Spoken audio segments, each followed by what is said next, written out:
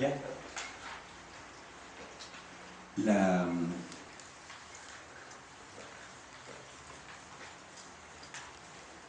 primera pregunta y la primera lección de esta crisis es que es grande. Pero la segunda evidencia gruesa que a nuestro entender ha surgido es cómo se construyó, cómo creció y cómo se está derrumbando lo que acaba de decir Orlando, que yo lo comparto plenamente, es decir, el llamado proceso de globalización.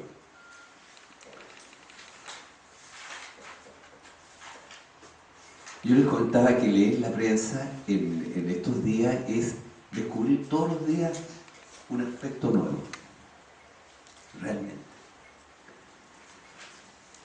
que aparece con sus cifras, con sus rasgos, ahí está. Y uno de los aspectos que ha aparecido durante esta crisis es el inflamiento del sector financiero en los últimos 30 años y su caída en los últimos, desde el inicio, digamos, del ciclo. Fíjense que las cifras son bien impresionantes, o sea, en el caso del valor, por ejemplo, de todas las bolsas de comercio del mundo, comparado con el Producto Interno Bruto del mundo, equivalía en los años 80 más o menos a una quinta parte. Es decir, si uno sumaba los precios de todas las acciones de todas las bolsas de comercio de todo el mundo y lo comparaba con el PIB de todos los países del mundo, era como una quinta parte el valor de las bolsas de comercio. El año 2000 llegó a igualar el Producto Bruto del mundo. O sea, creció 5 veces más. El sector financiero expresado en esta medida, digamos, comparado con el Producto Interno. Si se miran las utilidades de las empresas financieras comparadas como proporción del conjunto de las empresas en los Estados Unidos, por ejemplo, aumentaron de más o menos un 10% en los años 80 hasta llegar al 42% antes del inicio de la crisis actual. Es decir, las empresas financieras se apropiaban del 42% de todas las ganancias de las empresas norteamericanas.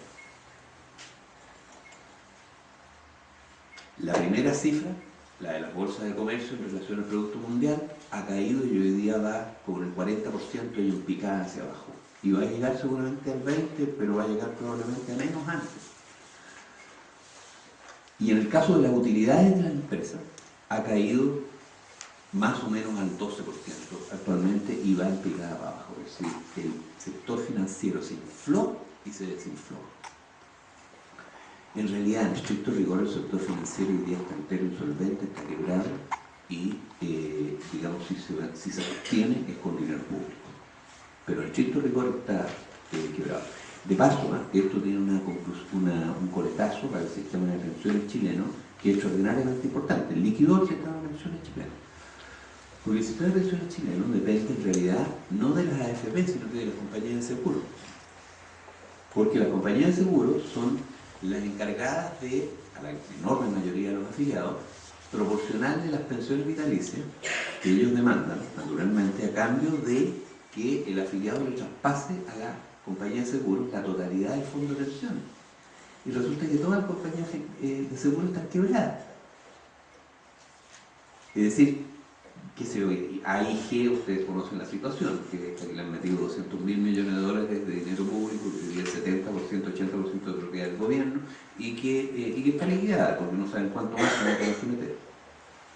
Bueno, pero ING, que es la que es dueña de la AFP Capital aquí y que es una de las principales contratantes, que es una Endesa, el gobierno de Holanda le ha metido 37.000 millones de euros y no saben cuánto más le van a meter, y las acciones de estas compañías han caído ambas, una en 98% y la otra en más del 90%. O sea, para sus accionistas no valen nada.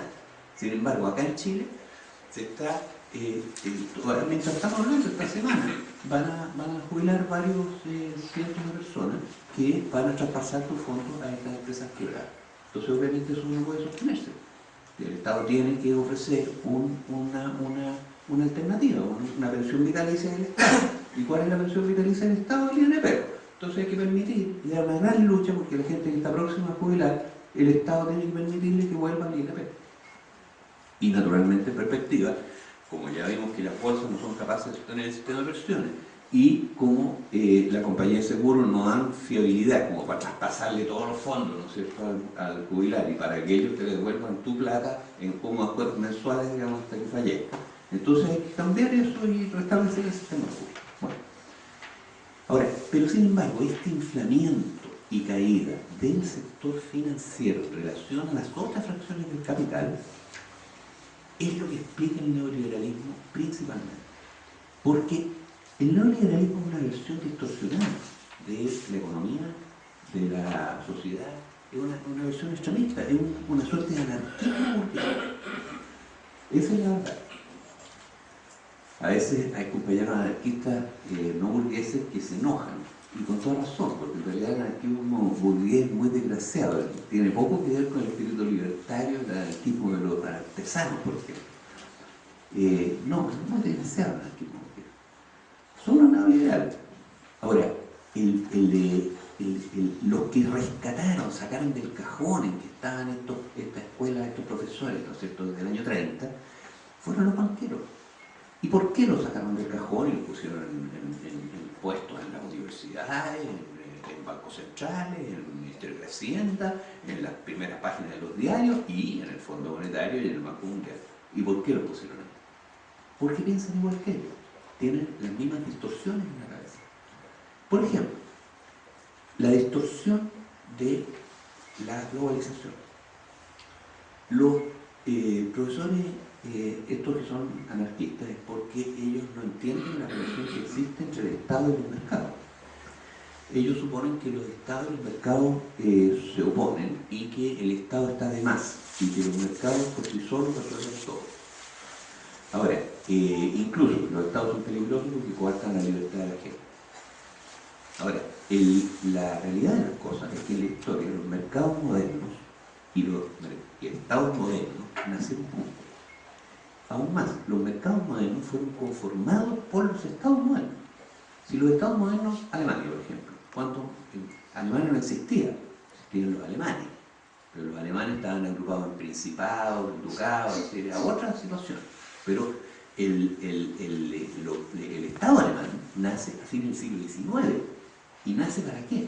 Precisamente para barrer las aduanas feudales y permitir el libre tránsito, la libre circulación de dinero, de mercancías y de personas en un espacio más grande, regulado y protegido por el Estado alemán.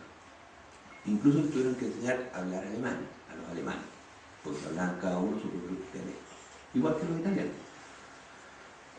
Entonces, el mercado nacional alemán se conformó a partir del Estado nacional alemán. Y el Estado nacional alemán solo surgió cuando se agitaban en el seno de la sociedad y la economía alemana las condiciones para que requiriesen un espacio más amplio. Y también porque ya existía Inglaterra, donde existía ese espacio más amplio por el cual tenía que igualar más o menos el tamaño para poder competir bien.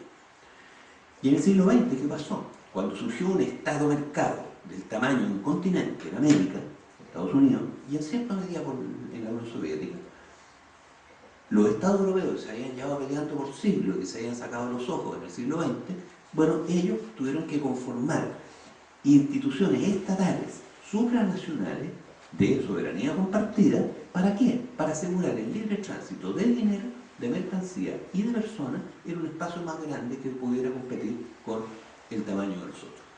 Es decir, en otras palabras, los mercados no existen sin los estados.